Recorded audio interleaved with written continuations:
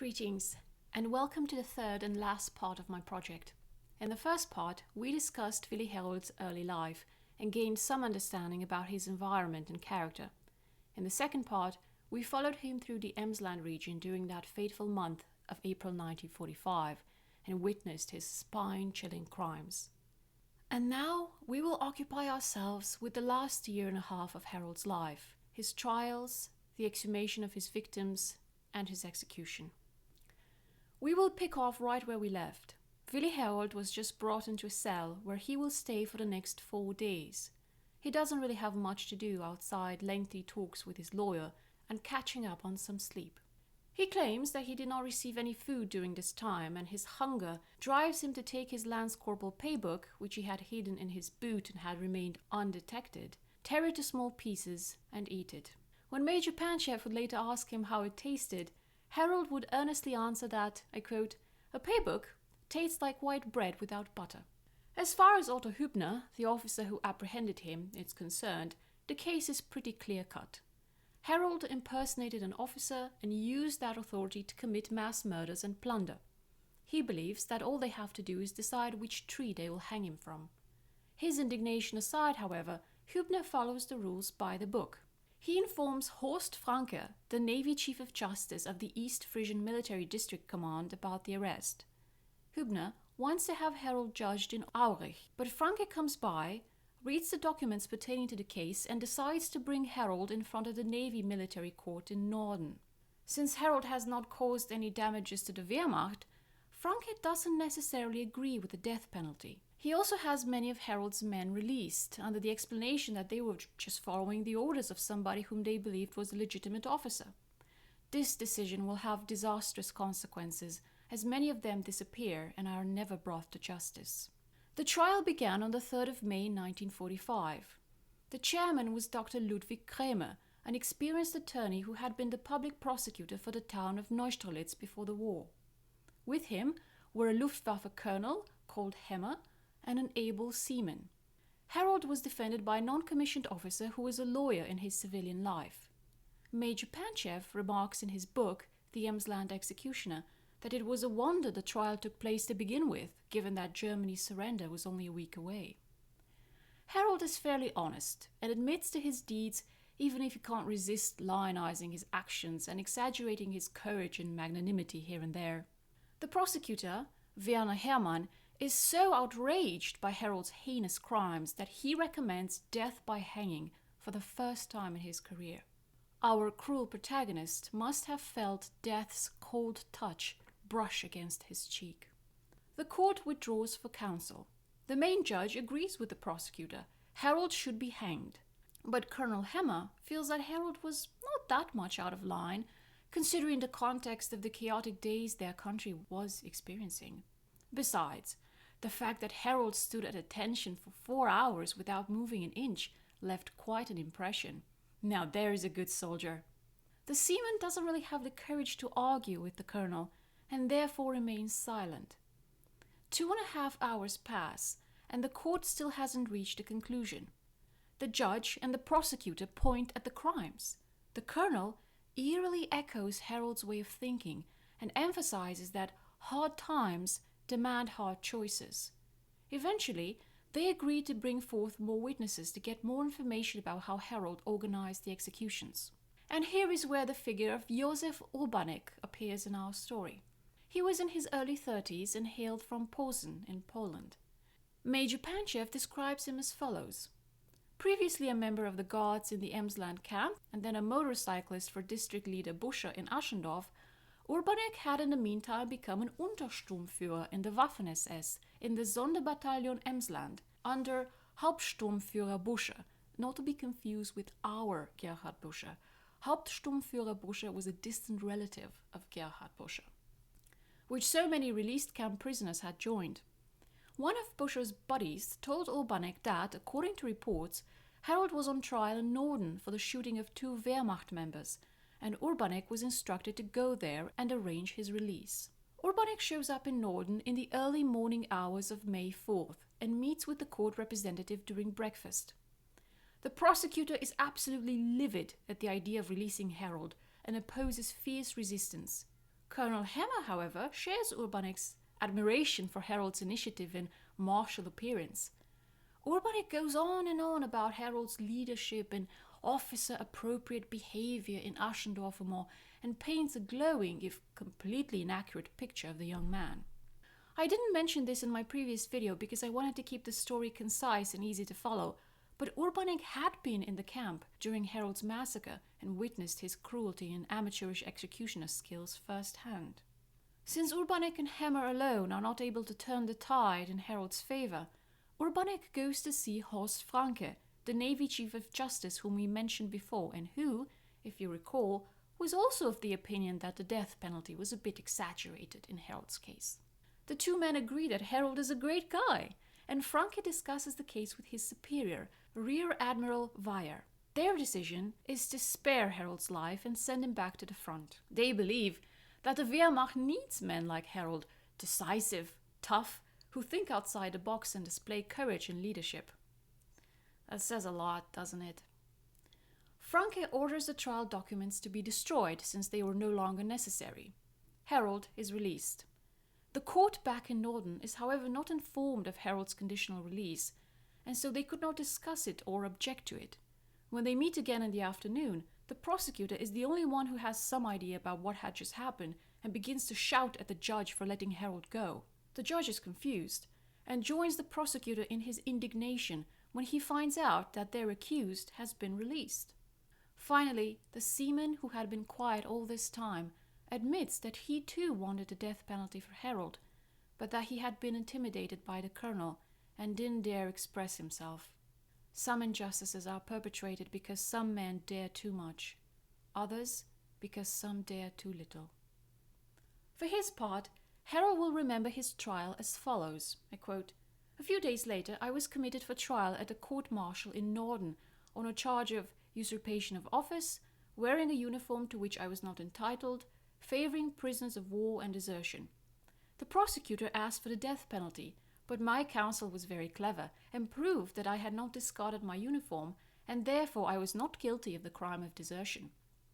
Besides, I had stood at attention for 4.5 hours without turning a hair, and my smart bearing impressed the court very much in my favor. The court adjourned for the next day, when already the capitulation was taking place and the armistice was proclaimed. I was then acquitted." He is, of course, twisting the truth to Major Panchev to make himself look better, but I do get the feeling that he genuinely believed that the judgment behind his acquittal was sound and not the terrible miscarriage of justice it really was. And the fact that he keeps emphasizing his standing at attention for 4.5 hours as if it mattered or had any bearing on his guilt shows just how skewed his understanding of his actions was.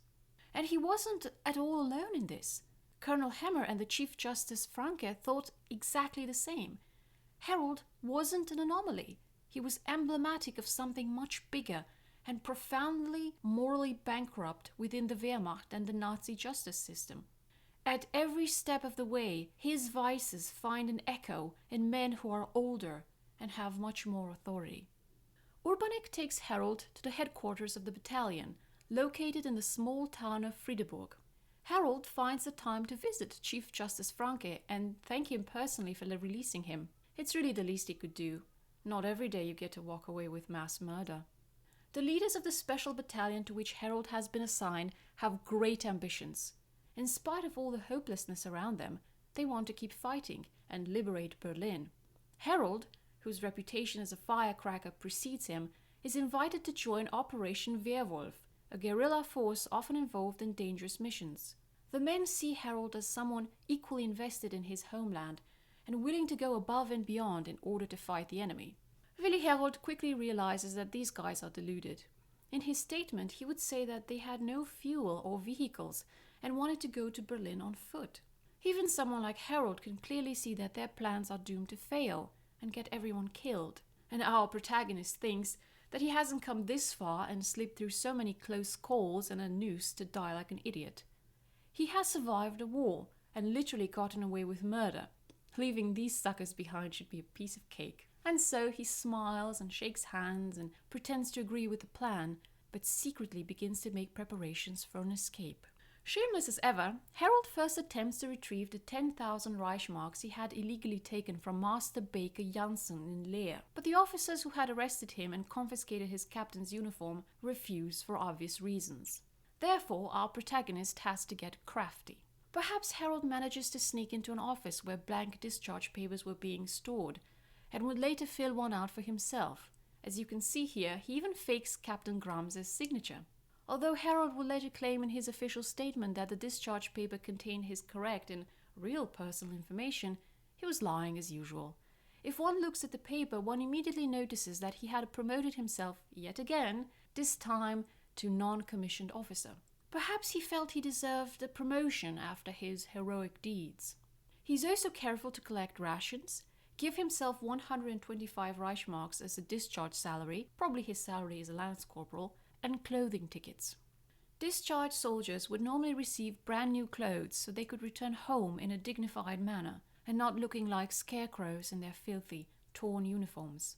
They also received food and cigarette rations to help them on their long way back home. Thus equipped, Harold runs away to Wilhelmshaven one night, probably after stealing a bicycle. Friedeburg was about 5 hours away from Wilhelmshaven by foot, but about 1 hour by bicycle. Harold claims that he did the document forgery once he reached Wilhelmshaven. It could very well be true. There is also the possibility that he bought the blank discharge papers from somebody. In any case, this survival artist has succeeded in getting away from yet another uncomfortable situation. The men must have been surprised when they woke up the next day and saw Harold's cot empty. They had no way of knowing that Harold's actions as a self-appointed captain were not exclusively motivated by a sense of patriotism. Harold only cared about people as long as they served him in one way or another. When he was impersonating a captain, he only cared about his men inasmuch as they allowed him to fulfill his long-standing fantasy to be the man in charge. There was little in him of the sense of duty and protectiveness that a good officer would have felt towards his men. Harold makes his way to Wilhelmshaven and finds a room on Horst Wesselstrasse 30. Since the war, the names of the streets have changed, and the street is now called Wilhelm Krugerstrasse.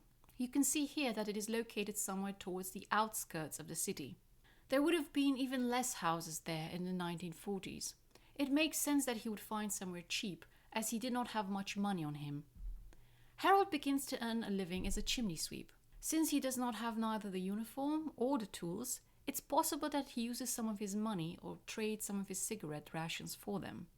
Wolfgang Börnitz has a haunting passage in his essay where he imagines Harold walking down the street, his chimney brush on his shoulder, and wonders if the men and women who smiled at this cheerful and good-looking young man or touched his arm for good luck knew how bloody his hands were. Incredibly, Harold is still not done with stealing valor and goes into a shop and purchases a Knight's Cross with a ribbon attached, the highest medal that could be awarded to a member of the Wehrmacht. He also purchases an Eastern Medal, which had been awarded to any member of the Wehrmacht and Waffen-SS in recognition of experience in the struggle against the Bolshevik enemy and the Russian winter within the period from 15th of November 1941 to 15th of April 1942. Willi Harold is the patron saint of stolen valor. I don't know of anyone else in the military with such a pathological hunger for glory. It's his, fifth act of stolen valor in less than a year? He never learns. And why would he, when the adults around him let him get out of trouble every single time? Harold has done well for himself so far, but he has pushed his luck one too many times. On the 23rd of May, Harold is apprehended by the Royal Marines for the theft of a loaf of bread. I have seen quite a few opinions which stated that Harold must have gotten desperate, and that his desperation had pushed him to steal that bread. But I had my doubts about it. Harold was a young, capable guy in a country which had suffered a catastrophic loss of manpower. Surely, even if he had run out of money, he could have worked for food. He could have went to a church and asked the pastor for food in exchange for work. Or he could have asked the Chimney Sweep Guild for assistance. And it's not as if this would have gone on indefinitely. All he had to do, keep himself fed until the mail service stabilized and the trains were back up working again, and his father would have come to pick him up and bring him back home. He had been fed very well in the month of April, And aside those 4 fasting days in the beginning of May, he hadn't really hungered.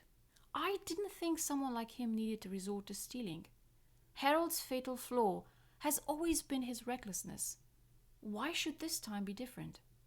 In the course of my research, I have come across documents which supported my theory. When they arrested him, the Brits compiled a list of the things he had on him. This faded list, signed by Sergeant W.J. Thompson and Harold himself, reads as follows. 40 Reichmarks Wehrpay. Right off the bat, we know that Harold had enough money on him to actually buy the bread that he stole. Food rations. He had rations for more than 30 eggs. Again, he would have had access to food. Not a lot of food, but still. 1 letter to a Polish soldier. This one is a bit puzzling. Was he trying to contact Kiplinski? 1 discharge paper, which is forged, as we now know. 2 Merkblatts. These are standard issued papers, which advise what to do in case you suffer a chemical attack or become a prisoner of war. I hope he read the second one well, because he would really need it later. 1 letter. This could have been personal. Perhaps he was trying to send it to his family back in Lunzenau. 3 invoices. We don't know whether they were paid or not, or from who they were. 1 comb. Fairly standard at the time. Men wore their hair very neat, and we know that Harold had a touch of vanity to begin with. 1 package cigarette paper. We do know that Harold was an occasional smoker. Cigarette rations. These were a veritable gold mine, since many people smoked back then and the war had severely disrupted the cigarette supply. The black market prices varied, but one could get between 6 and even 20 Reichmarks for a single cigarette, and Harold had plenty of rations left. 1 pair of braces, otherwise known as suspenders, to keep his pants in place. Taking them away from a prisoner was standard practice, as they could be used to hang oneself with. Some bits of paper.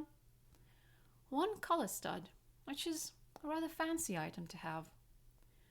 Photographs. Again, we don't know of whom. His family, some girl back home, or maybe of himself, since he must have needed them for his paybook. Textile fabric rations. These are textile rations which he had not cashed in yet. A winter mantle, 2 pairs of underwear, 2 undershirts, a hat, a tie, 2 pairs of socks. Since clothing was very precious during that time, Harold could have cashed those in and exchanged them for money or food. A piece of paper with an address, maybe his own address in Wilhelmshaven in case he forgot it, or the address of a customer. My feeling was that Harold, in his recklessness and overconfidence, simply took the risk. Perhaps it wasn't even the first time he was stealing bread. It's ironic that his pettiest crime would turn out to be the trigger for his spectacular downfall. 2 days later, the Brits have become wise to Harold's crimes following his confession, and Captain J.R. Eade authorizes his transfer to the civil internment camp No. 9, located where the former prison camp Esterwegen had been. The camp was to serve as a sort of gathering place for alleged war criminals until they could be placed on trial. Once there, his personal information is taken and he is medically examined. From his file, we find out that he had fair skin, a fresh complexion, brown hair and grey eyes. He was 177 centimeters tall, that's 5'10" for my American friends, and weighed 68 kilograms, 150 pounds. He is missing a tooth, and the 4th finger on his left hand is stiff, and he can't move it. It's unclear whether his hand injury was from the war or from the beatings he received during his interrogations. He has scars on his head, back, from the bullet wound he received in early 1944, foot, hand and upper arm. We find out his address in Lunzenau. He lived on Hermann Göringstrasse, number 286K. It's very telling, almost symbolic for Harold, I feel, that the same year the Nazis came to power, in 1933, when he was only 8, his street in the small village of Lunzenau was immediately renamed after Hermann Göring. He does not have a good time in the camp. In a stunning and almost karmic reversal of fate, he is now in the same situation as the Aschendorfer Moor prisoners he had abused and murdered. The food in the camp is so poor and so little that his weight takes a kill drop of 9 kilograms, that's 20 pounds, and he can barely walk. Over the summer, the Brits begin to hear reports of a bestial massacre committed in a prison camp and hear of Harold's name. Since there was no computer database back in the day, and since the Allies had caught more war criminals than they could shake a stick at, it takes a little while for them to realize that they already have the right man in custody. By the end of September 1945, Harold has been located by British intelligence, and a very unpleasant process begins for our already weakened protagonist. During an interrogation by a Secret Service officer, he is beaten so badly that he begins to bleed uncontrollably and has to be treated by a doctor. Out of fear of further torture, he makes a statement 4 months later, which he would bitterly reject during his trial. The statement is the following, I quote, "I can't really say why I shot those people in the camp. My reason was probably that neither I nor my men were very enthusiastic about the war, and we had a reason not to return to the front." End quote. On the 11th of September 1945, Willi Herold marks his 20th birthday. What a ghastly list of crimes for such a young life. By the end of 1945, something else happened in the Emsland town of Papenburg. Paul Meyer was born, the man who would eventually make the famous documentary about Harold in the mid-90s. I find it interesting that by 1945, all the historians who would make significant contributions about the Harold case had already been born. Major Panchev, Inge and Heinrich Peters, Wolfgang Bernitz, and Paul Meyer. And the last two, as far as I know, are still alive. The man whose team is in charge of gathering evidence against Harold is Theodor Panchev. It's difficult work. They have to dig around the Emsland for witnesses, and they are racing against the clock. As peace uneasily begins to settle in, the people of interest are spreading throughout Germany and disappearing from Emsland. The men perform admirable work, and their tireless efforts gather a compelling amount of evidence. Major Panchev first meets Harold on the 26th of January 1946. He's waiting for the criminal in a small, cell-like room, evidence folder in hand. At any moment, the murderous monster is about to arrive. There are steps on the corridor. The door opens. But instead of some evil-looking creature, Major Panchev is surprised to see an alert 20-year-old who looks him straight in the eye and respectfully clicks his heels. His first words are, "May I ask for permission to say something, Major, sir?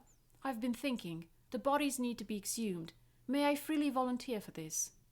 Major Panchev is taken aback at his first taste of Harold's unpredictability. He sits the prisoner down and they go over the story. Harold is, for the most part, fairly honest about what happened and states that he doesn't want his men to get into trouble for having followed his orders. They have reached the end of their meeting, and the guards come to take him back to his cell. Harold gets up to leave, but then turns around to face Major Panchev once more. "Major, sir?" "Well?" asks Panchev. "What's going to happen now?" "What do you mean?" "Well, it's not very clear to me." "They're going to kill me, right?" "Yes, I'm afraid they probably will. After all, you have just explained to me in great detail why you deserve this, and I don't see how they would have any other course of action. Do you see this otherwise?" "No, Major. Inwardly, I have been aware of this for many months." "But what happens now? And when?" "Well, first you'll be put on trial." "When will that be?" The Major gives him an estimate, describes how the trial is going to look like, and ends with, "Then your lawyer will hold his plea. I don't believe he can do much towards your exoneration, and you will most likely be found guilty. But perhaps he will try to sway the jury away from a death sentence." "Do you think the death sentence will be applied, Major?" Panchev looked into Harold's grey eyes. "Yes, Harold. To be honest, I don't see what could sway the court away from this appropriate verdict." Harold fell silent. Then he burst out, "But I don't know any lawyer. You mustn't worry about this. If you do not have a defense lawyer, the court will appoint one to you, and will do so in a timely manner as to allow you to have enough time to talk to him and sufficiently prepare." "The court? I don't know the court. I don't want the court to find me a lawyer. How will I know what they'll come up with?" "But you must have a lawyer to defend you," said Panchev. Harold takes a small step towards Panchev and declares, full of confidence, "You will search one for me. I trust you." He then clicked his heels and stood at attention for a second, after which he left the room together with the guards. The interrogator was absolutely dumbstruck by what had just happened, and this scene is very enlightening regarding Harold's personality. Here he is, malnourished, beaten, imprisoned, and yet still not only looks the interrogator in the eye, but charges him, the foreign British man who not only outranks him, but also has compiled the evidence in his upcoming trial, to find him a lawyer. Willi Herold had truly an astonishing personality. From scenes like this, you sometimes get an inkling of why so many people were bulldozed into submission by him. Herold was right when he said that the victims must be exhumed. This was essential for two reasons. First, to give the poor men a dignified burial and to mark their graveside accordingly. Secondly, to see the exact number of victims and to use this as material against their murderers. Major Panchev begins to organize the exhumation. He decides to use some of the men in Esterwegen. Herold had already volunteered, and Panchev assigns others who had more or less something to do with the camp. He asks Major Locke, the public safety officer for Aschendorf-Hümmling, for troops to guard the 50 prisoners charged with the exhumation. Major Locke suggests him the assistance of Canadian and Polish troops and agrees to take care of the transport and food for the prisoners. One of the fears that Major Panchev had was that the local population wouldn't believe the massacre actually happened. There had been rumors that the Allies were secretly planting bodies to make the Wehrmacht and the Third Reich look bad, and Major Panchev wanted to avoid that at any cost. He wanted the German people to see that the earth was unbroken, that the massacre really happened, and that Willi Herold was truly guilty and not some innocent scapegoat. As a result, the following announcement appeared around Papenburg and Aschendorf on the 30th of January. On the orders of the military government, all members of the Nazi Party, SS, SA from Papenburg and Aschendorf need to be at the prison camp 2 Aschendorfer Moor on the 1st of February 1946 at 9:30 a.m. All persons who have to work are excused from their job for this purpose. The 1st of February 1946 is a very cold day. The prisoners arrive from Esterwegen and make their way to the ruins of the camp. You can see Willi Herold here in the middle, smiling for the camera. All the other prisoners are somber, serious, keep their head down or look blankly ahead. But Herold is facing the photographer and smiling cheerfully. Unmistakable, the leader of the pack. Why did Herold volunteer? Did he feel some amount of guilt for the botched way in which he conducted the massacre? Did he think it would simply look good on his record? Was he hoping to be able to escape? Did he just want to get out of the camp for a day? Major Panchev saw his volunteering as positive, a small gesture of atonement. But Herold never publicly expressed regret about his deeds, so I am skeptical of this. Hundreds of men, women and teenagers arrived to witness the exhumation. For hours they must slowly circle the digging men and watch the sad process take place. There is no sign of emotion on the spectators' faces, no pity or sadness or shock. Only an 18-year-old girl begins to cry, and she is immediately silenced by her mother with a slap across the face. Some male witnesses find the exhumation rather funny and begin to crack jokes. They are swiftly handed shovels and ordered to start digging. It must be said, the Germans come off as pretty cold-hearted in this scene in Major Panchev's book. I have once read an essay about Herold where the author made the point that the reason the Germans showed no emotion was because the British were the conquering enemy, and the population instinctively wanted to keep a stiff upper lip in front of them. The historians whose work I read have different views on the purpose of this invitation. Heinrich and Inge Peters believed it was a method of inculcating mass guilt into the German people. Wolfgang Bönitz, on the other hand, agrees with Panchev's idea and seems to criticize the lack of emotion, drawing a connection between their perceived lack of empathy and the dehumanization inflicted by the Third Reich on so many people. The exhumation progresses slowly. The stench is horrific. Since it has been a while since the massacre, the bodies have decomposed to the point of being unrecognizable. Only a few documents have survived, sometimes enough to be able to tell whether a body had once been a German or a Pole. You can see Herold here, shovel in his hand, trying to shield his nose from the smell, looking down at the terrible results of his actions. The work goes on quietly until Polish documents are discovered on a body. A Polish guard has an emotional breakdown at the sight of his murdered countryman and jumps sobbing into the open pit and begins threatening the workers. He is restrained by his fellow guards and eventually calms down, and the exhumation team continues their grim work. Herold's instinct for leadership makes him the unofficial leader of the diggers and Major Panchev, who likened himself in his journal to an orchestra conductor who presided over the exhumation, called Harold his first violin and mentions that he had, I quote, a few extraordinary solos. Around midday, Harold asks for permission to get out of the pit and speak to Major Panchev. Major, sir, I have been thinking. My men will work better if they have some food in their stomach. Can we have lunch? It's really interesting to see here how Harold not only considers them his men and acts like their leader and spokesperson, but also doesn't really behave like a prisoner. Prisoners don't decide when they're going to get something to eat. His entire life philosophy seems to be that fortune favors the bold. Major Panchev writes that somehow he managed to remain serious in the face of such a request. No, Harold, you and your men have a task to complete. You know this as well as I do, if not better. You will receive something to eat when you have completed your task, not before. Yes, Major, sir.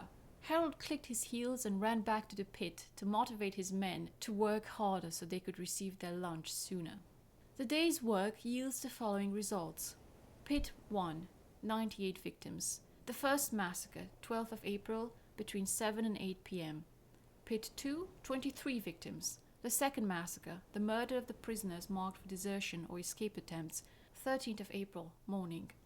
Pit 3, 15 victims. The recaptured prisoners which had been killed on the 13th of April after the second massacre. There is also another pit containing 46 victims and another one near the camp entrance containing 13 victims, which are split between victims of the Allied bombing and victims shot by Harold's men as they were trying to save food from the kitchen. It's unfortunately impossible to separate the exact number of bombing victims from the shooting victims. Harold and the others are ordered to dig proper graves for the victims, and the men are laid to rest in the presence of two priests, one Catholic and the other Protestant, who hold a moving service for the souls of the departed. In his journal, Major Panchev ends the entry for that day with the following words. Wherever you are up there in heaven, you Germans and Poles who were killed by bullets or hand grenades or buried alive in those April days of last year, it should not make much difference to you in what kind of grave your mortal remains are rotting. But I hope it gives you satisfaction to know that here we remember you and have acknowledged your death before God. We still have the other part of our task, the recognition of your death before humanity, the death that you and millions of your kind have suffered. Harold is sent to London to be interrogated yet again. On the 13th of May 1946, Colonel Jackson, the man in charge of the prisoner of war camp 17 Lodgemore, receives the following letter from a British official whose name I unfortunately cannot decipher. Dear Colonel Jackson, we have another 3 prisoners held on a major charge ready to send to your camp for safekeeping. They are Harold, Busher and Schutter. They know that we are going to charge them with murder and that the bulk of the evidence against each one has been supplied by the other 2. To prevent any accident on the way up, a special escort will be sent from here, and they will have instructions not to allow the prisoners to talk while traveling. In my view, they should be held in your cells until transferal to Germany for trial.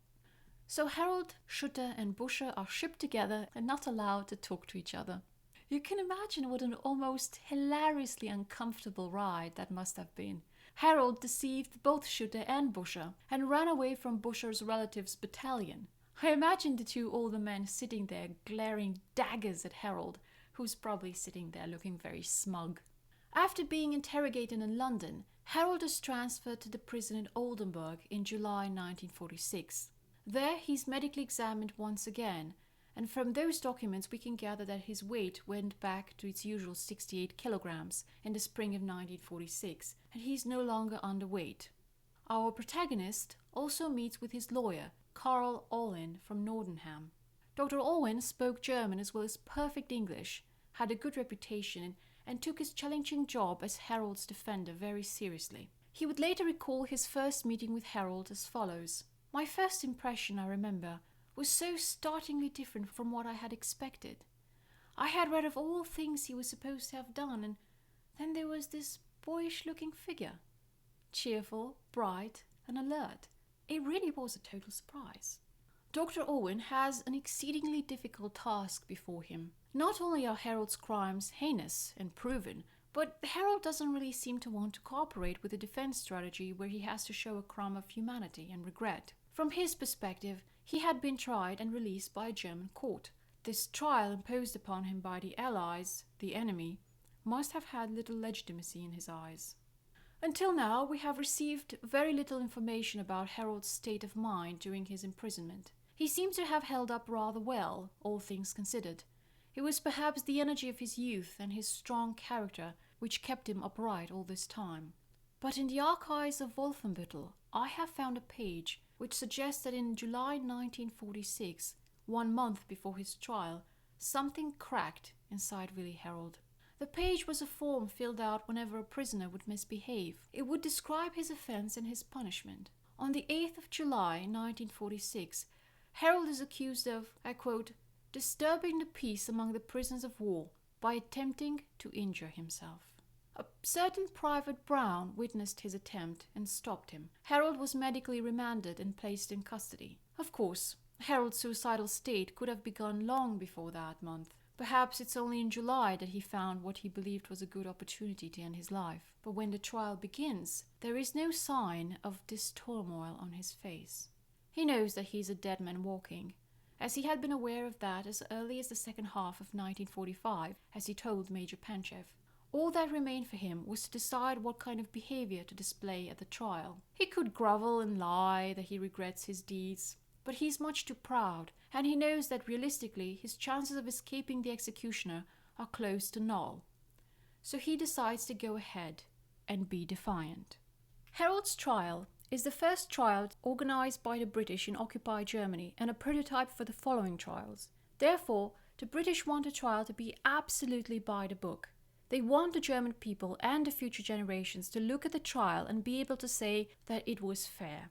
Therefore, they are very careful to accuse Herold of things they know they can prove without a sliver of doubt. Unfortunately, this means granting immunity to witnesses such as Dr. Thiel and Buscher. Major Panchev recalls being outraged at the idea of letting men like Buscher walk free, but agrees to leave the matter in the hands of the court. Dressed in a plain uniform, not a hair out of place and a sign with the number 1 around his neck, Herold makes his first appearance at the trial, which began on the 13th of August 1946 and was held at the Augustinum in Oldenburg. The trial is a sensation. The courtroom is overflowing with spectators. You can see here a photograph found in a local newspaper. People are crowding even outside of the Augustinum in Oldenburg. Everybody wants to see Herold. Dr. Alwyn would later state, Herold was a star. There wasn't any doubt about it. He was much younger than any of the others. He was the main attraction, and he was aware of it. He liked it. He was always very, very neat, not a hair out of place. He looked around the courtroom and smiled at people.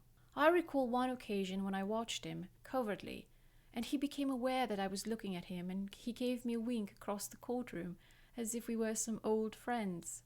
And in that way, he was a truly irresistible character. It perhaps goes to explain why so many people fell for him when he'd don a captain's uniform and transformed from an apprentice chimney sweep and lance corporal to a captain in the German Luftwaffe. I mean, he was totally different from all the others who were there with him. They were all pale and blank, but Herold was unmistakable. I mean, he was the leader of the pack when he was barely 19 years old. Very, very remarkable young man. Herold's defiant attitude at the trial manifested in his habit of answering questions in an overly loud voice, a way of expressing his frustration and his defiance. This was noticeable enough to be written about it in the press, but all it did was get on everybody's nerves. In spite of the August heat and the many people in the courtroom, Herold appears every day in what the local newspaper would describe as his usual radiant freshness. The Nordweste Zeitung, the newspaper which covered the trial, describes Herold as follows in their 16th of August edition. I quote, "The defendant Herold listens to the charges with an indifferent placidity, takes notes now and then, and smiles when confronted with a witness and recognized as the man who posed as Captain Herold and became the sole reason why this terrible court-martial takes place." The Brits are exceedingly careful with their language. In the case summary, they mention the following. I quote, "Herold's rather vivid imagination and sense of his own importance often play havoc with his memory, and whilst he is perhaps not deliberately lying, he cannot be trusted when accounting for his own movements." I didn't even think that it was possible to sneak such a burn in an official document. Note how careful they are with their words. They grant Harold the presumption of not lying intentionally, but do warn the president that he is unreliable. Numerous witnesses take the stand, and affidavits are read. It's fascinating to see how unreliable human memory is. Josef Urbanek, for example, the one who toiled to save Harold from the hangman's noose in his first trial, mistakenly believed that he had met Harold back in 1940.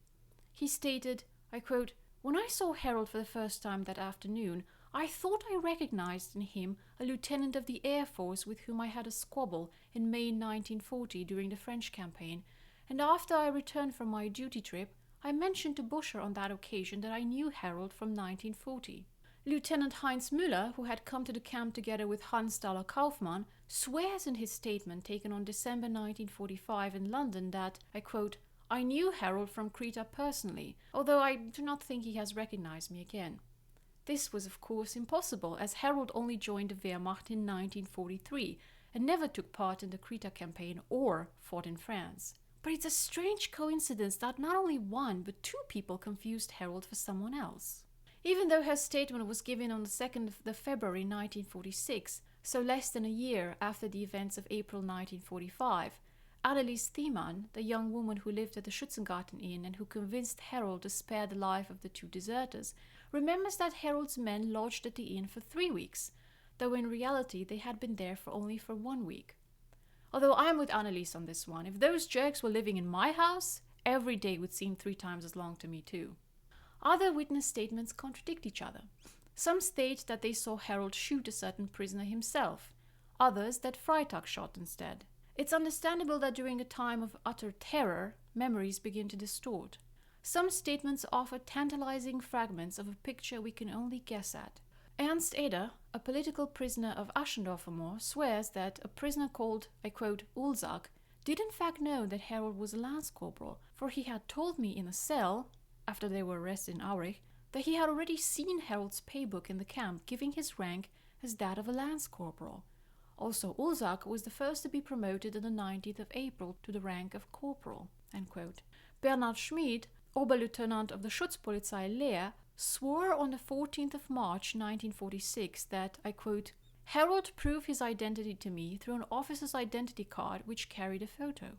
We find out that Harold spoke with a pronounced Saxon dialect, that he had the habit of addressing everybody he met with the informal du, that in Leer he had a different woman on his arm every night, and that when he said goodbye to Annelies and her mother in April 1945, he told them that he intends to fight his way through to his mother. Over and over again, though, the same character appears in the statements of former Aschendorfer Moor inmates. The young paratrooper captain, sometimes sober, other times drunk, ordering murder or committing it with his own hands. On the 18th of August, Dr. Allwyn puts Harold on the witness stand. It was a desperate move, as Harold's unpredictability and untrustworthiness made him a terrible witness. But Dr. Allwyn obviously still wanted to try and get something out of him that could be used to his defense. Could you please explain how it came to be that you, so to say, promoted yourself to captain? At the time, I still believed in the German victory. I put on the captain uniform at the beginning of April 1945 at the Dutch-German border. Why did you do that? I wanted to form a combat squad and stop the advancing British troops, and I succeeded. You could have also taken part in combat as a lance corporal. You didn't need to promote yourself to captain. As a lance corporal, I couldn't command anyone. So you believed that by exercising authority you could transform your unit into a competent combat squad? Yes. At the time, the German troops weren't running away from the British troops. They were running blindly from the fighter bombers and the strafers, and in that moment I had the luck of finding a soldier by the name of Freitag, who destroyed 16 tanks in Normandy, and other men who feared nothing. With these men, I was able to perform operations which did not change the outcome of the war, but still stopped the enemy. So here Dr. Allwyn is trying perhaps to portray Harold's motivation as noble, and to explain to the jury why Harold disguised himself as a captain. He's not entirely wrong, but of course there was much more to Harold's self-promotion than that. It also had an all-devouring personal ambition behind it. Harold describes the events up to him arriving outside the barbed wire enclosed portion of the camp together with Schutte. I quote, I answered to them that I would see if I could do that. He means solving the problem with the prisoners. Hansen told me I should contact the camp president, and so I drove to Dr. Thiel in Papenburg. Here, Dr. Olwyn interrupts Harold and gives him a warning to watch what he says. I quote, "Before I pursue the questioning further, I would like to make something clear to you. Dr. Thiel is available as a witness and will be questioned soon. Then we shall see if your story is confirmed or not. In your own interest and in the interest of the defense, I advise you to make your statement in such a way as to be confirmed by Dr. Thiel." The message is clear here. Be very careful. Don't lie. The prosecutor then has his turn with Harold. "Tell me if you believe that the shooting of all those people without any trial was just. The crimes of the people who were supposed to be shot had been proven without a doubt." Wait a minute. How were they proven without any doubt? Because the people who were brought into camp from outside were dressed as civilians, and back then, nobody was giving away civilian clothing willingly. Has the shooting of all these men weighed at any point heavily on your conscience? No. Harold is also grilled in regards to the murder of the 5 Dutchmen, and although he said in his statement in January 1946 that he does not want his men to get into trouble for having followed his orders, he takes advantage of the fact that Freitag was not there and tries to blame him for the murders. The prosecutor does not buy it. "The court has heard 3 witnesses who all claim that you have sentenced those men to death." Yes. Did you sentence them to death? No. Did those Dutchmen say to you why they had been sentenced to death? They did not know it themselves. You do remember the witness statement where it was said that you came outside later and ordered someone to get 5 shovels. Miss Pieper stated this. I remember that Miss Pieper said I allegedly ordered 5 shovels to be collected from the anti-aircraft battery lieutenant. Did you give this order? There wasn't any anti-aircraft gun there. Why do you think these women would come here and state that they heard you sentence the Dutchman to death if this was not true? I don't know. I am trying to get to the following point. There is no apparent reason why these women would bear any ill will or hate towards you. On the contrary, they appear to have had a great time with some of your men. I would like to say the following in regards to this. If I had sentenced the Dutchman to death, I would have admitted it and suffered the consequences. Does it not surprise you that the well-disciplined Freitag shot them without having received an order from you? I do not know if Freitag shot those people. I only know that he went to the execution. Did such things happen often in your unit without your knowledge? If I had given the order for the Dutchman to be shot, I would have gone there myself, and no women would have been allowed to witness. If they were there, I do not know. You were not present at the execution of Zorn and Schrammek, and yet you gave the order for them to be executed. This is why there doesn't seem to be any particular reason why you should have been present at the execution of the 5 Dutchmen. No, I was not present as they were shot. I know it certainly that I would have been there in that case. Did you discuss the matter with Freitag? What explanation did he give you for the execution of the Dutchmen? Freitag only said that 5 Dutchmen had been shot. Why they had been shot I already knew through the statement they made. A minute ago you told us that neither you nor the Dutchmen themselves knew why they had been sentenced to death. The Dutchmen said that they believed they had been sentenced to death because they were caught with weapons. They were not in uniform and they were suspected of being Dutch nationals, and therefore surmised that, according to the Geneva Convention, men who weren't in uniform and did not have a paybook could be shot immediately without a trial. Harold, you just made this up on the spot, didn't you? I did not make this up. I left it out of my statement. Listen, you explained already 2 or 3 times that you could not find a reason for why the Dutchman had been sentenced to death, that the Dutchmen themselves did not know it, and now you are giving long and detailed reasons for why they were sentenced to death. Don't you think that the following interpretation for the shooting of the 5 Dutchmen is more plausible? They were sentenced to death by you, as both women and Erde stated. You ordered the 5 shovels, and the 5 were taken outside and shot by Freitag and Hofmeister, just like Zorn and Schrammek, with a few interested witnesses present. No, I did not sentence the Dutchmen to death and did not order their shooting. I have also given no orders for shovels to be collected and gave no orders in this case, as the witnesses claim. According to you, at least half of the prosecution witnesses are telling lies, which not only differ in the most minor details but are completely made up. Do you agree that only this conclusion can be drawn from your statement this afternoon? Yes, Several points are also contradicted by my own witnesses. Finally, I would like to read you a short paragraph from your own statement, Harold. I quote, "I can't really say why I shot those people in the camp. My reason was probably that neither I nor my men were very enthusiastic about the war, and we had a reason not to return to the front." A good summary of your entire mindset, no? Does this not correspond to the truth? This statement is true, but I have contested it. At the time, I asked the officer who interrogated me if I had to make that statement under oath. Harold, are these two sentences which I have just read true or not? Harold did not answer. The trial went on.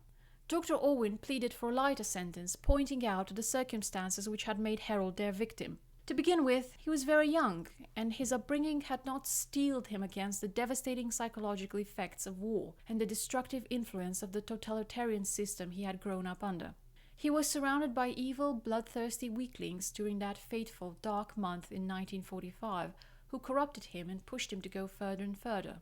At the end, the president asked all the accused to stand up and said the following: "I do not intend to add anything further to what your defenders have expressed in such eloquent terms on this bitter occasion.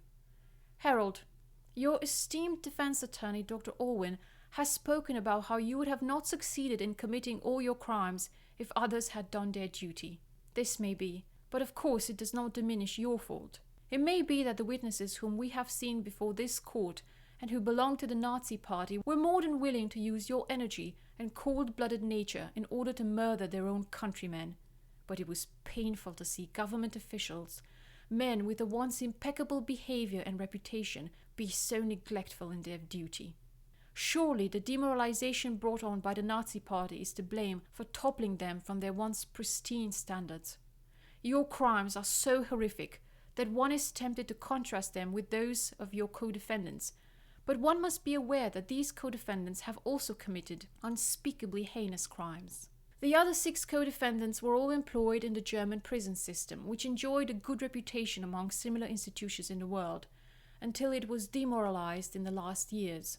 One can only suspect that you, Harold, could commit your crimes only thanks to the exaggerated respect the Germans have for uniforms and alleged authority, judging from your testimony before this court, from the way you bellowed yes and snarled no.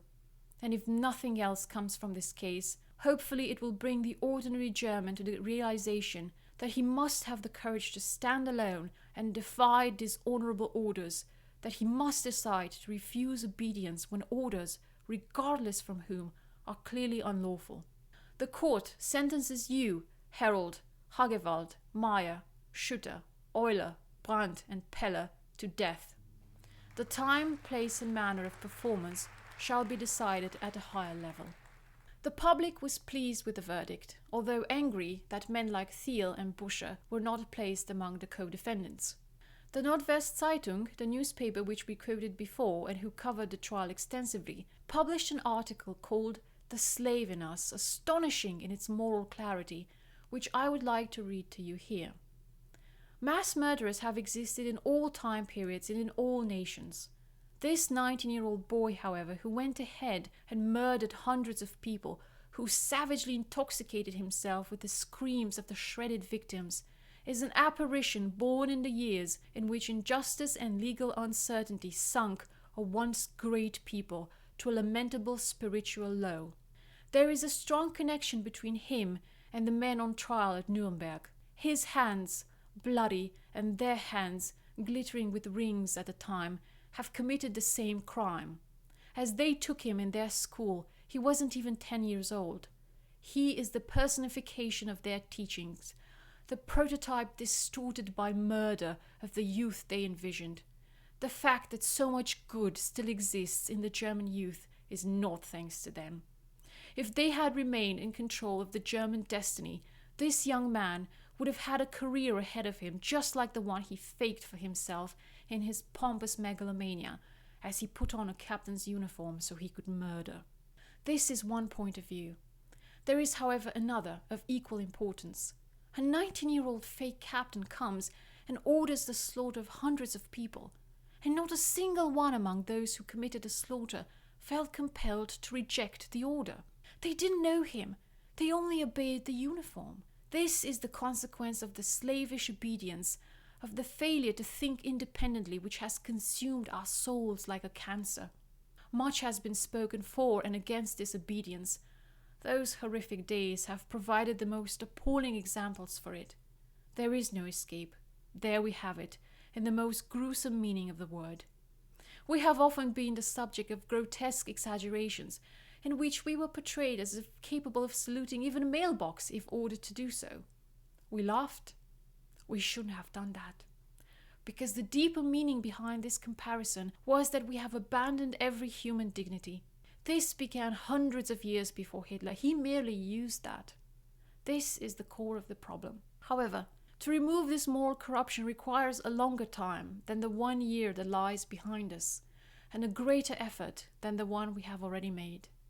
There is a Chinese proverb which says, "One tyrant doesn't create 100 slaves, but 100 slaves create a tyrant." When we have thrown away the slave in us, we will find a human in us. This is certain. Scorched earth. A truly astonishing article for that time, written by someone who cut right through the heart of the matter. Among the spectators at Herold's trial was also Herold's father. When Mr. Herold came back to Lunzenau, he was reported to have said, I quote, "Somebody who did something like this deserves to die." Being confronted with his son's crimes was a shattering blow for Mr. Herold, and he struggled with his son's profound and horrific betrayal of everything he tried to teach him. It's unclear if the British authorities ever informed Herold's family in detail about Herold's crimes. From the letters he sent them from prison, Willy could have only given them an overall idea of what had happened. In an ironic turn of events, Schutte, who had greeted Pastor Luning with the words, "It doesn't matter if these guys pray or not, they're going to be shot anyway," has found solace in religion. His pastor even writes a plea for clemency on his behalf.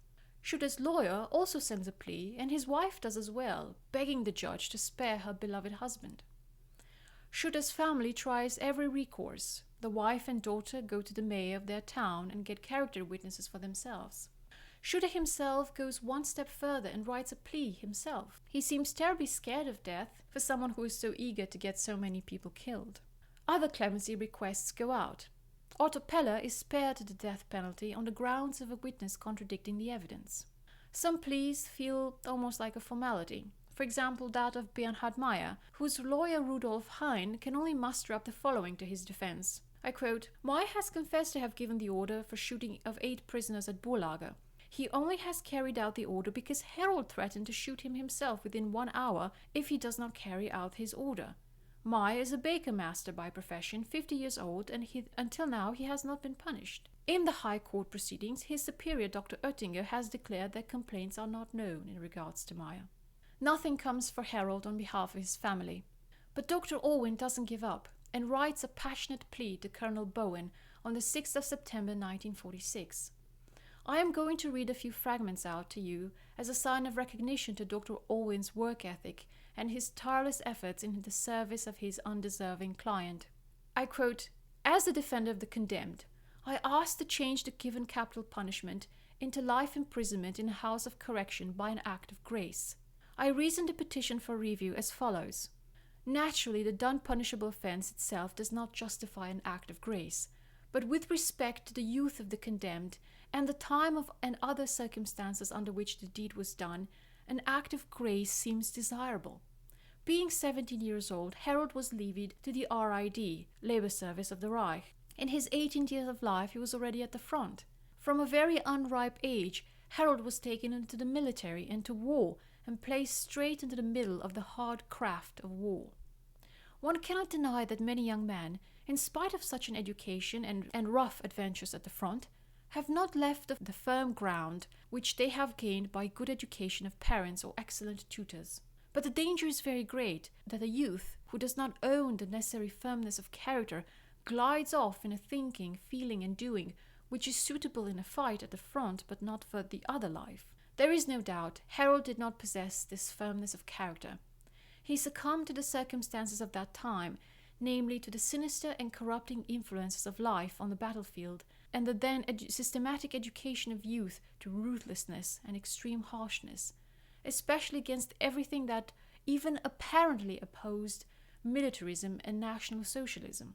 Moreover, there is to be considered that Harold was not hindered by the competent officers. On the contrary, they supported him. Already the supervisor of the camp encouraged Harold in his doing instead of stopping it. District Leader Buscher had a willing ear for what Schutte and Harold wanted. Now I asked, in the given statement of the facts, who has the greater guilt? All these responsible, or better, irresponsible officials, or a boy of 19?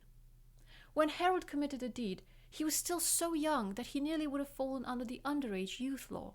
This young man, with his considerable energy, would have been able to lead a proper and successful life if his education would have shown him the right way. As Harold's defender, I asked to give him a chance that he may become a beneficial member of society in the future, and to not extinguish his young life on account of the events of the 11th and 12th of April. Colonel Bowen's reply, signed on the 11th of September 1946, Harold's 21st and last birthday, is short and to the point. The record shows that when he put on the captain's uniform, Harold immediately became the prototype of the traditional truculent Prussian officer. In court, there were no signs of remorse. On the contrary, a keen appreciation of his own prowess, enjoyment at the rehearing of his cruelties, and amused contempt for those administrators and officials whom he found willing tools and accomplices. Many as young as Harold have died nobly in the service of their country and mankind. The German Defense Council referred to him as a potentially appropriate evil successor to Hitler. The exercise of the prerogative of mercy would shock even the German conscience, and in the present state of man's mind and social structure would be the opposite of a deterrent to German youth. Harold's fate is now sealed. He is transferred in October to Wolfenbüttel prison, where he is waiting for his sentence to be carried out. In the meantime, on the 24th of October, he is medically examined and declared fit to work. He is, however, not assigned to the kitchen. Too many knives. On the 2nd of November 1946, Sholto Douglas, Marshal of the Royal Air Force, signs the death warrant for Harold. The document takes about a week to arrive. We do not have a detailed description of the execution at our disposal. Executions tend to be very solemn events, and many people who witness them feel an aversion towards describing them in too much detail. There is an element of respect towards the ending of a life, and witnesses don't want to break this strange sort of intimacy and dignity. Since the British authorities employed a German executioner who had been active for many years, it's safe to assume that the process put in place by the Germans was used. Therefore, based on my research regarding executions in the Third Reich and a fragment found in Major Panchev's book, I will try and piece together Harold's last hours. On the night of November 13th, 1946, Willi Harold went to bed without knowing that he will die the next day. Originally, prisoners were informed 24 hours in advance, but having to oversee so many executions, the German authorities had observed that the waiting time was so agonizing for the condemned that they had mental breakdowns, went into hysterics, tried to hurt themselves, and overall suffered so greatly that the authorities decided to shorten the time to 3 or 4 hours, enough time to prepare oneself for death. Harold was woken up at either 6 or 7 in the morning and informed that he was going to be executed that day at 10 in the morning. From that moment on, according to the established process, he was not left alone for a second, partly to prevent any attempts at suicide or self-mutilation, and partly to have someone by him in those trying hours. He was offered the services of a priest, but we do not know if he accepted the offer to talk. He was also allowed to write final letters to his loved ones, letters which would be sent off immediately after his execution. But again, we do not know if he sent anything. Finally, he had to strip naked, fold his clothes carefully on the bed, and dress in a wide, pajama-like outfit, complete with braided rope shoes. According to Major Panchev, Harold showed more courage than the others in those agonizing hours before the execution. The curtain draws on the final scene in our story. Pale and exhausted, the Emsland executioner is about to meet a real executioner, and not just anyone, but the most important executioner in Germany. Friedrich Herr, a man in his late 60s who had been an official executioner since 1925, the year of Harold's birth, and had overseen the execution of over 500 people, had secretly arrived the day before with his 3 assistants according to protocol. The executioner was supposed to be kept far away from the prison population and especially from the condemned, to avoid the circulation of panic rumors and the onset of terror in the death row inmates. Unlike Harold, Hare was a true professional. His goal was not to torture the condemned, but to conduct the execution in a fast, efficient, and painless way. When Harold entered the execution chamber, he saw the guillotine, its raised blade hidden behind 2 wooden panels. The authorities had also remarked that if the condemned saw the exposed blade, they would freeze in terror and would have a difficult time moving towards the instrument of their death, sometimes having to be carried, hence why they resolved to hide it. Harold's hands were tied behind his back. He was asked to confirm his name, which he did, and thus uttered the last words he would ever say. 2 of the executioner's assistants took him by the upper arms and laid him face down on the guillotine, dragging him upwards up on the smooth bench until his neck was in the lunette. Then they held his upper arms in place. A 3rd assistant held his head in place to avoid any sudden movements that might have complicated the process. The moment the upper part of the lunette snapped onto Harold's neck, the blade was released by Hare, and Willi Herold went to meet his maker. He had a lot of explaining to do. Between Harold entering the room and the moment his head was separated from his body, 6 seconds had passed. Harold's body was stripped of the clothes and shoes he had been wearing and placed in a simple wooden coffin, with his head between his legs for stability. While an assistant was hosing off the guillotine to remove the blood, 2 others were carrying his coffin into the next room, where it would wait until all the others had been executed. The executions of Harold and his accomplices took 16 minutes in total. Precision work, as Major Panchev remarked in his book. Since nobody claimed Willi Herold's remains, and the Anatomical Institute didn't need them for educational purposes, they are handed over to the police for burial. A Protestant pastor asked for the bodies of Harold and 4 of his other accomplices to be put aside until Saturday, so he could bury them according to the Protestant rite. And so, on the 16th of November 1946, at 10 o'clock in the morning, Willi Herold is laid to rest at the Central Cemetery in Wolfenbüttel. In Lunzenau, news of Harold's execution was made public through a newspaper announcement in the winter of 1946-1947. This started a wave of gossip around the village. Nobody knew the full picture, as the details of Harold's crimes had not been fully communicated. Interest in the case, however, remained fairly small. Many families in Lunzenau had lost men, and they were struggling to get through the winter, which had been made incredibly harsh by the economic collapse of their country. There was also the suspicion, born out of a lack of information, that Harold might have been a victim of Allied revenge. The Herold parents remained in Lunzenau. I'm not sure what happened to Harold's brother, but his sister had 4 children who then scattered throughout Saxony. Wolfgang Bönitz writes, I quote, Harold's mother would often say that she lost her son in the war. Who dared contradict her? Well, yes, technically her son died after the war. I don't think she was wrong in saying that she lost him in the war. In those dreary weeks of April 1945, under the poisonous influence of the Nazi regime, the horrors of war and his own ambitions, Willi Herold had mutated into something his family wouldn't have recognized. Even today, historians struggle to understand the reasons behind his cruelty. This includes Wolfgang Bönitz, who, as of August 2021, was still alive and could tell you firsthand about how Harold tried to bully him. In his essay, he pondered what could have pushed Harold to turn from an average German soldier into a horrific war criminal. He thinks, like many others, that the war was to blame for taking the taboo out of killing and for unhinging something in Harold. He wonders what path Harold's life could have taken had he not done what he did. I quote, One may wonder how Willi Herold's life would have continued if this meeting in the Aschendorfer Moor camp had not taken place. Perhaps he would have treated his apprentice as coldly and brutally as a master chimney sweep, geschnickt, as they call it in his homeland. But then an apprentice's father would have certainly interfered, or the guild would have issued a warning in case he took things too far. But he would have never been able to act out his predispositions as he did in those unfortunate days in Emsland. And he would have kept his head. Major Panchev, who labored to bring Harold to justice, nevertheless believed that it was a terrible shame that his life ended the way he did. I quote, Under more fortunate circumstances, he would have made a great officer, he writes in the conclusion of his book. His lawyer, Dr. Orwin, who also labored to do the impossible and save Harold from the executioner's blade, said that Harold, I quote, was a very, very personable young man, and it is very, very sad that his life ended the way it did. He could have had a great future if he had not done what he did. Well, many people could have had a great future if Harold had not done what he did. Many children would have grown up with their fathers present, many wives would have had their beloved husbands home, many parents would have gotten to see their sons again, many families wouldn't have struggled financially. In the end, we are the sum of our choices and we bear responsibility to them. Willi Harold could have been 96 years old today.